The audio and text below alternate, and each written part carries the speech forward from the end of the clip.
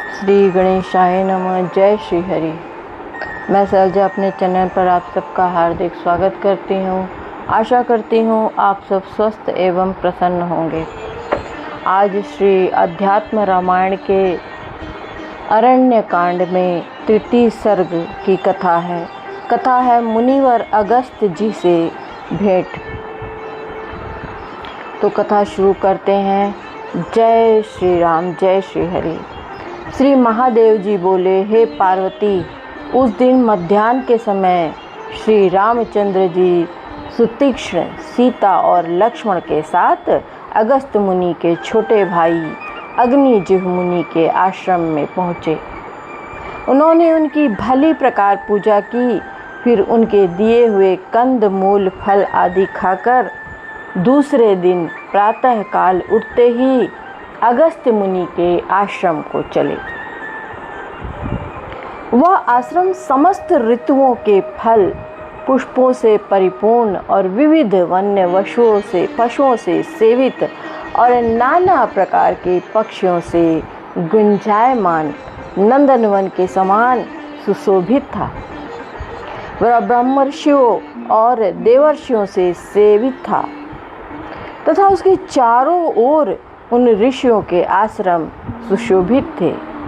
इस प्रकार वह साक्षात दूसरे ब्रह्मलोक के समान जान पड़ता था। आश्रम के बाहर रहकर श्री रामचंद्र जी ने सुतीक्ष्ण मुनि से कहा, हे सुतीक्ष्ण, तुम शीघ्र ही मुनिवर अगस्त जी के पास जाकर उन्हें सीता और लक्ष्मण के सहित मेरे आने की सूचना दो। तब सुतीक्ष्ण बड़ी प्रसन्नता की बात है ऐसा कहकर शीघ्रता से श्री गुरु जी के आश्रम में गए। वहां जाकर सुतीक्ष्ण ने देखा कि मुनि श्रेष्ठ अगस्त मुनि मंडली से विशेषतया राम भक्तों से घिरे हुए बैठे हैं और अत्यंत भक्तिपूर्वक अपने शिष्यों को राम मंत्र की व्याख्या सुना रहे हैं। यह देखकर सुतीक्ष्ण उनके पास गए। उन्हें विनय पूर्वक दंडवत प्रणाम कर सुबुद्धि सुतीक्ष्ण ने कहा, ब्राह्मण दशरथ कुमार श्री राम सीता और लक्ष्मण के साथ आपके दर्शन के लिए आए हैं और अंजलि बांधे आश्रम के बाहर खड़े हैं। अगस्त जी बोले, वत्स, तुम्हारा कल्याण हो। तुम शीघ्र ही मेरे हृदय स्थित भगवान राम को ले आओ।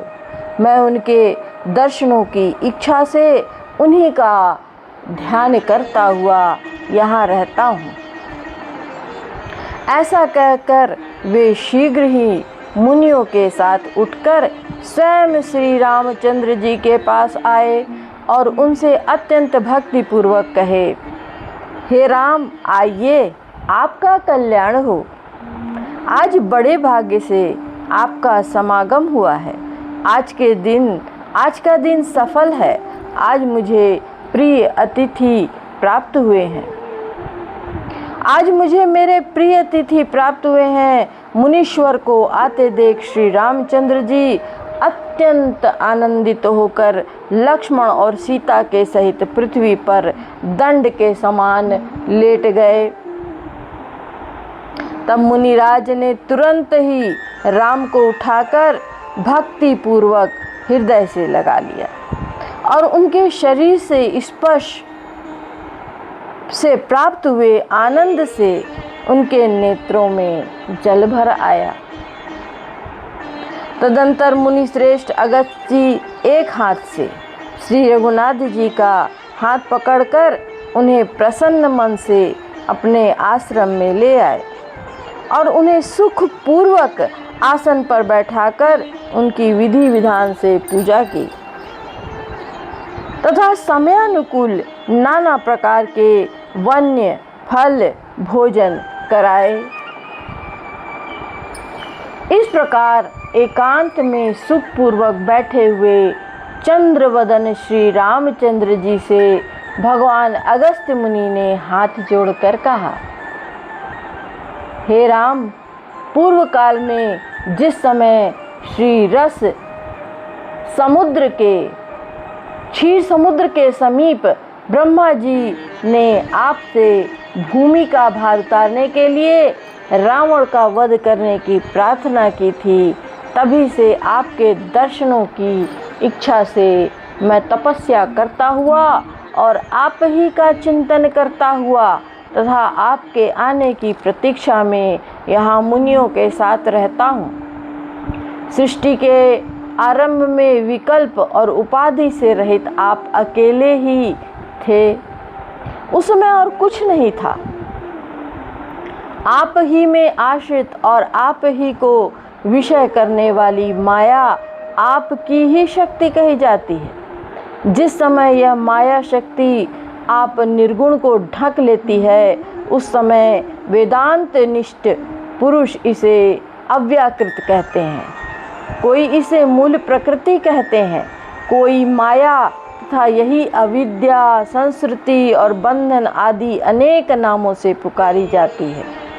आप ही के द्वारा शुभित होने पर इस शक्ति से महतत्व उत्पन्न होता है और महतत्व से आप ही की प्रेरणा से अहंकार प्रकट हुआ है।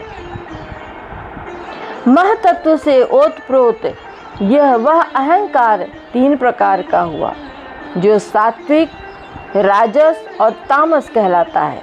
हे राम, तामस अहंकार से शब्द, स्पर्श, रूप, रस, गंध ये 5 सूक्ष्म तन्मात्राएं हुई हैं और इन सूक्ष्म तन्मात्राओं से इनके गुणानुसार क्रमशः आकाश, वायु, अग्नि, जल और पृथ्वी ये 5 स्थूल भूत हुए हैं। राजस अहंकार से 10 इंद्रियां और सात्विक अहंकार से 10 इंद्रियां और सात्विक अहंकार से इंद्रियों के अधिष्ठाता देवता तथा मन उत्पन्न हुए हैं और इन सब से मिलकर समष्टि सूक्ष्म शरीर रूप हिरण्यगर्भ उत्पन्न हुआ, जिसका दूसरा नाम सूत्रात्मा भी है।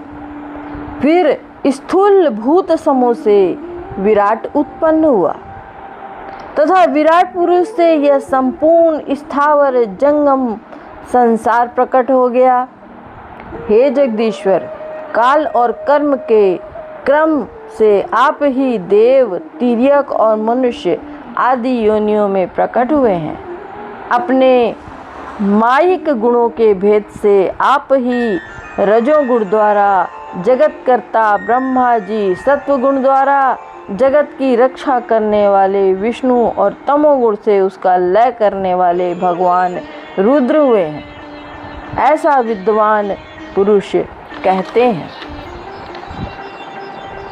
हे राम, बुद्धि के सत्व, रज और तम इन 3 गुणों से ही प्राणी की क्रमशः जागृत, स्वप्न और सुषुप्ति ये 3 अवस्थाएं होती हैं, पर आप इन तीनों से सर्वथा पृथक, इनके साक्षी, चित्त स्वरूप और अविकारी हैं।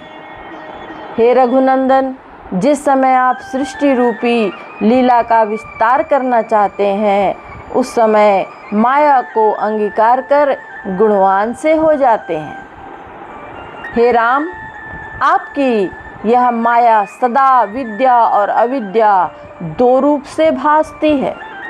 जो लोग प्रवृत्ति मार्ग में लगे रहते हैं वे अविद्या के वशीभूत हैं और जो वेदांतार्थ विचार करने वाले निवृत्ति परायण और आपकी भक्ति से निरत हैं, वे विद्या में समझे जाते हैं।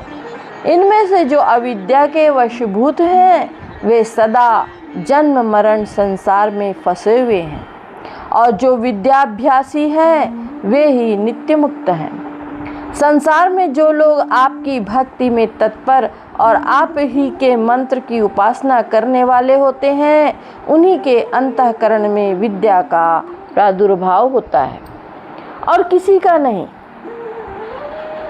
अतः जो पुरुष आपकी भक्ति से संपन्न है वे निसंदेह मुक्त ही हैं। आपकी भक्ति रूप अमृत के समान स्वप्न में भी मोक्ष नहीं हो सकता। आपकी भक्ति रूप अमृत के बिना स्वप्न में भी मोक्ष नहीं हो सकता। हे राम, अधिक क्या कहूँ। इस विषय में जो सार की बात है वह मैं तुम्हें बताए देता हूँ।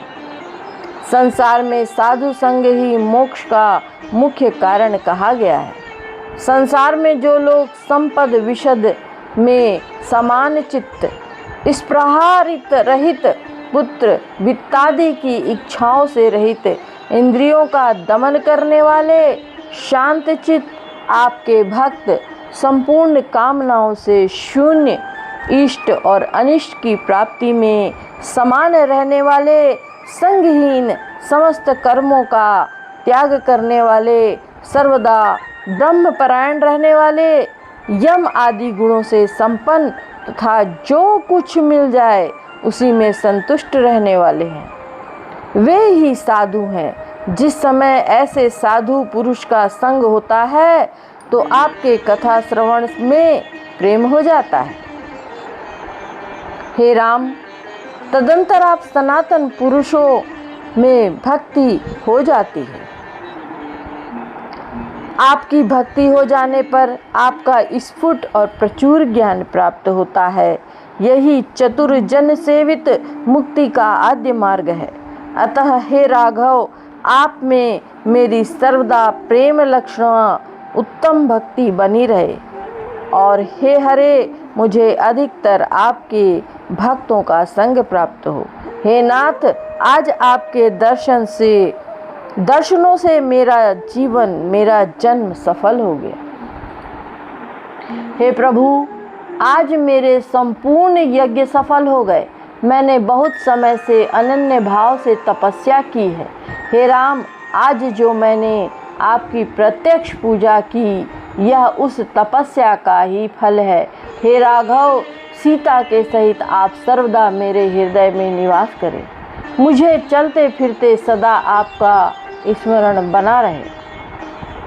लक्ष्मीपति श्री रघुनाथ जी की इस प्रकार स्तुति कर मुनि श्रेष्ठ अगस्त्य जी ने उन्हें पूर्व काल में ही राम के लिए इंद्र का दिया हुआ धनुष, बाणों से भरे हुए, कभी न खाली होने वाले 2 तरकश तथा एक रत्न जटित खड्ग दिया और कहा, हे राघव, पृथ्वी के भार स्वरूप राक्षसों का संहार करो, जिसके लिए आपने माया मानव रूप से अवतार लिया है। यहाँ से 2 योजन की दूरी पर गौतमी नदी के किनारे पवित्र वन में सुशोभित एक पंचवटी नामक आश्रम है। हे रघुनाथ जी, आप अपना शेष काल वहीं व्यतीत करें। हे सतपते, वहीं रहकर आप देवताओं के बहुत से कार्य सिद्ध करें। तदनंतर सर्वज्ञ भगवान राम अगस्त्य जी का यह मनोहर भाषण तथा तत्वार्थ गर्भित स्तोत्र सुन उनकी अनुमति लेकर प्रसन्नता पूर्वक उनके दिखाए हुए मार्ग से चले। जय श्री राम।